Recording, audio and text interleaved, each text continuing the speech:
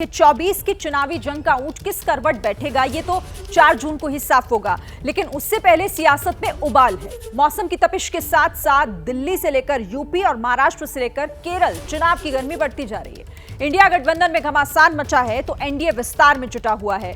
अब जो सवाल उठ रहे हैं उस पर बात होगी। आपको बताएंगे कि सियासत की इस उठापटक से किसको फायदा और किसको नुकसान होने जा रहा है।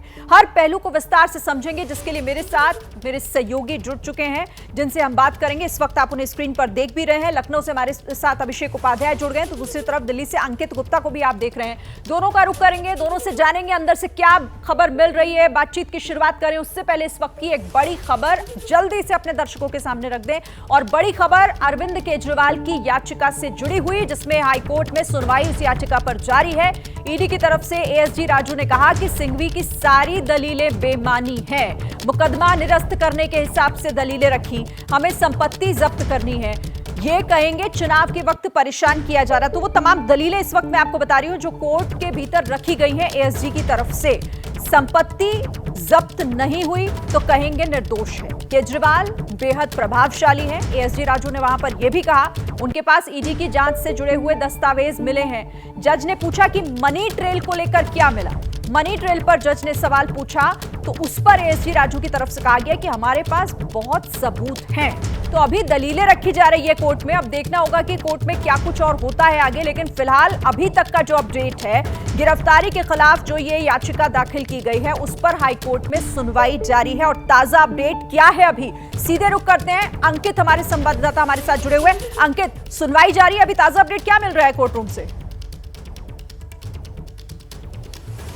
जी बिल्कुल शिरीन, जो सुनवाई जारी है और अगर मैं बात करूं सुनवाई की तो करीबन मैं कह सकता हूं कि करीबन जो है 2 से ढाई घंटे की सुनवाई हो चुकी है। और अभी की इस वक्त की बात करूं तो सबसे लेटेस्ट अपडेट ये है कि जो ईडी के जो वकील थे उन्होंने अपनी आर्ग्यूमेंट कंप्लीट कर लिया है, यानी कि ईडी की दलीलें भी पूरी हो गई हैं। तो सबसे पहले अभिषेक मनु सिंघवी जो कि केजरीवाल के वकील थे उन्होंने दलीलें रखी और उसके बाद में ईडी के वकीलों ने उनका जो है जवाब दिया है, जिसका भी आप जिक्र भी कर रहे थे। तो ईडी के वकील ने आखिरी में यही कहा है कि हमारे पास पुख्ता सबूत है और इनके खिलाफ जिस तरीके के सबूत है उस सूरत में इनको किसी भी सूरत में राहत नहीं दी जानी चाहिए। और उन्होंने साफ तौर पर एक बड़ा आरोप भी ये लगाया, दलील देते हुए भी, कि अरविंद केजरीवाल आम आदमी पार्टी के राष्ट्रीय संयोजक हैं और वहां पर आरोप यह है कि 45 करोड़ रुपए हवाला ऑपरेटर्स के जरिए गोवा चुनावों में भेजा गया था, जिसका इस्तेमाल किया गया और वहां जिन लोगों को वो पैसा दिया गया था वो हमारे पास गवाह के तौर पर मौजूद है और इस आधार पर अरविंद केजरीवाल को राहत न दी जाए, ये दलील दी है ईडी के वकील ने। जी ठीक है, आप नजर रखिएगा अंकित, जैसे कोई नया अपडेट हो जल्दी से हमारे दर्शकों को बताइएगा। लेकिन उससे पहले आगे बढ़ते हुए एक और बड़ी खबर अपने दर्शकों को मैं बता दूं। देखिए, जेल में केजरीवाल की अब सेहत पर भी संग्राम शुरू हो गया है। तिहाड़ जेल की ओर से एक बयान जारी हुआ है, केजरीवाल की सेहत ठीक है।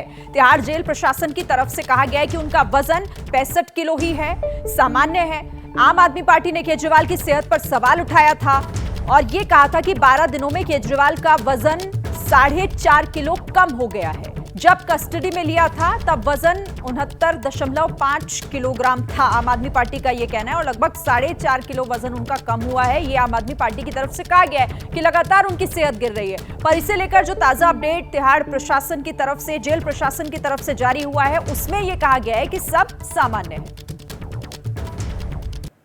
जब से अरविंद केजरीवाल जी को भारतीय जनता पार्टी शासित केंद्र सरकार ने गिरफ्तार किया है, उनके स्वास्थ्य पर एक जबरदस्त खतरा मंडरा रहा है। जब वो ईडी की कस्टडी में थे तो 3 बार उनका शुगर लेवल गिरा।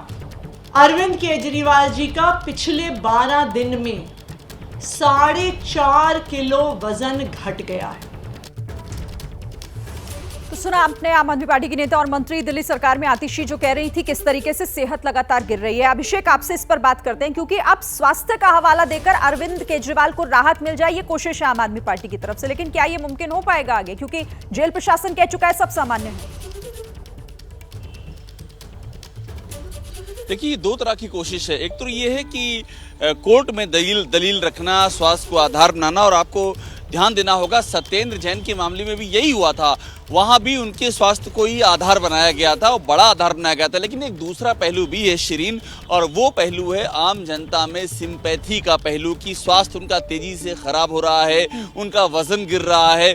ये चुनाव के पहले एक तरह से सेंटिमेंटल टच जिसे कहते हैं, इमोशनल जिसे कार्ड कहते हैं, ये वो भी है ताकि पब्लिक में एक मैसेज जाए कि अरविंद केजरीवाल को जानबूझ के टारगेट किया जा रहा है और देखिए उनको क्या नुकसान झेलना पड़ रहा है। तो जो कोर वोटर है जो अरविंद केजरीवाल से मुतासिर है, प्रभावित है, उस पर फर्क पड़े। तो ये दो धारी रणनीति है, एक तो कोर्ट के भीतर है और दूसरा आम जनता के भीतर सिंपैथी को इवोक करने के लिए।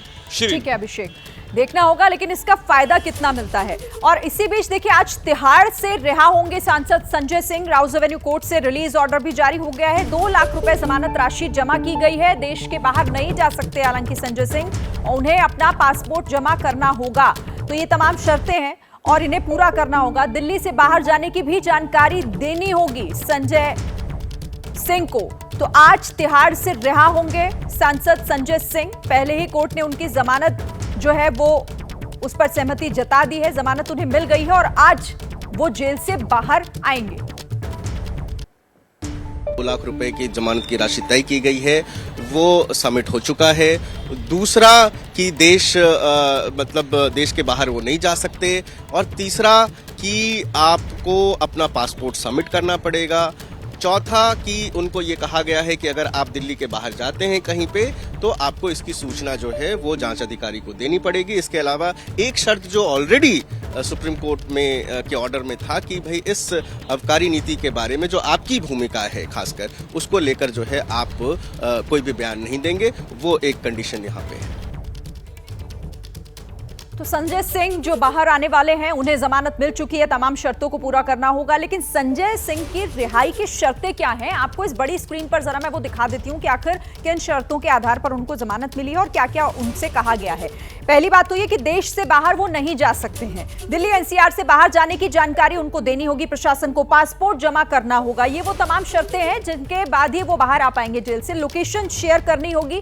केस पर मीडिया से बात करने पर भी रोक है कि इस बारे में वो मीडिया से बात नहीं कर सकते। राजनीतिक कार्यक्रम भी नहीं कर सकते किसी भी तरीके का, उस पर भी पूरी तरीके से रोक होगी। और ये वो तमाम शर्तें हैं जिनके आधार पर वो जमानत पर आज बाहर आ रहे हैं।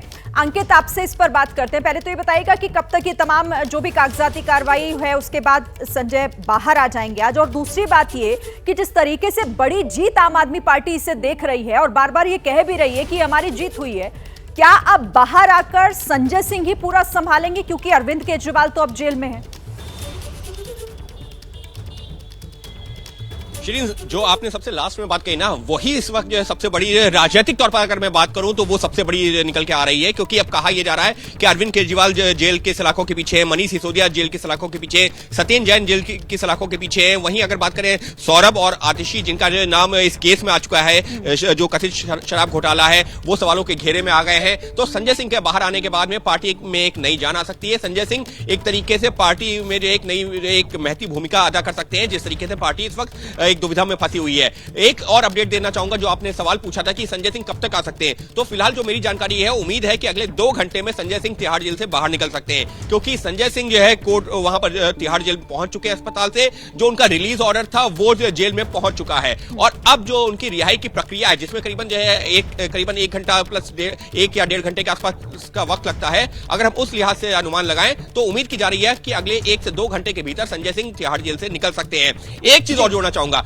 बीजेपी लगातार अब ये कह रही है कि आम आदमी पार्टी इसको जश्न मना रही है, जबकि वो सिर्फ जो है बेल पर रिहा हुए हैं, अभी उनको बरी नहीं किया गया। जी बिल्कुल बिल्कुल। इसी बीच देखिए एबीपी न्यूज से बातचीत के दौरान संजय सिंह की पत्नी ने कहा है कि ये सत्य की जीत हुई है। अनीता सिंह संजय सिंह की पत्नी है। एबीपी न्यूज से उन्होंने बातचीत की और कहा कि न्यायपालिका का बहुत आभार है, कार्यकर्ताओं का हौसला बुलंद करेंगे।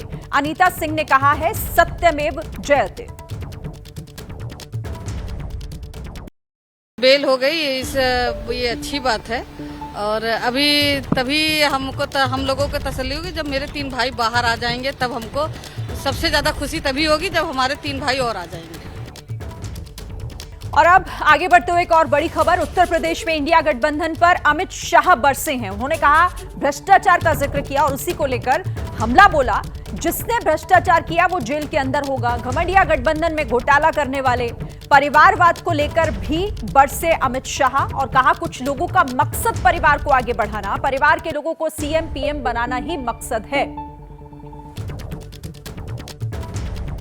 2014 में मोदी जी ने कहा था जिन्होंने भ्रष्टाचार करा है वो जेल में जाएंगे, और 2024 में भी कह रहे हैं जिसने भ्रष्टाचार किया है वो जेल की सलाखों के पीछे चले जाएंगे। मुझे बताओ, जिन्होंने 12 लाख करोड़ रुपए का भ्रष्टाचार किया उनको जेल में डालना चाहिए या नहीं डालना चाहिए? जोर से बोलो, डालना चाहिए या नहीं डालना चाहिए? अभिषेक, आपसे बात करते हैं इस पर। इससे पहले प्रधानमंत्री भी भ्रष्टाचार का जिक्र कर चुके हैं और चुनावों से ठीक पहले हो रही है ताबड़तोड़ कार्रवाई पर विपक्ष भले ही सवाल उठा रहा हो, लेकिन बीजेपी, केंद्र सरकार ये कह रही है कि ये तो भ्रष्टाचार पर कार्रवाई है, उस पर चोट है सीधे सीधे।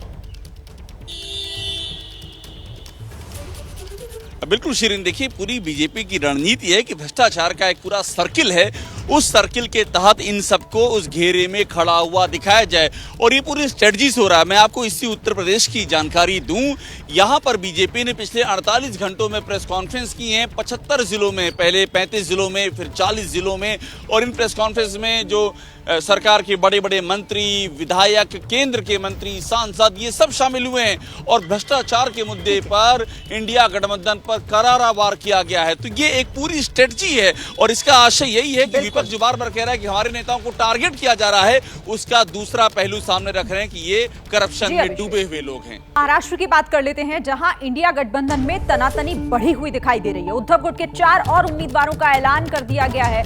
अब तक 21 सीटों पर उम्मीदवार उतारे हैं। सांगली सीट को लेकर उद्धव ठाकरे बोले कि फ्रेंडली फाइट जैसी कोई बात नहीं होती, या तो फ्रेंडशिप करें या फिर फाइट करें।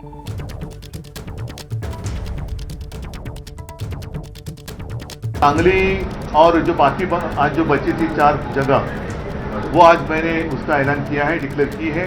कल परसों स्वयं संजय राउत जी भी वहाँ जा रहे हैं, तो हमारा वहाँ प्रचार शुरू हुआ है।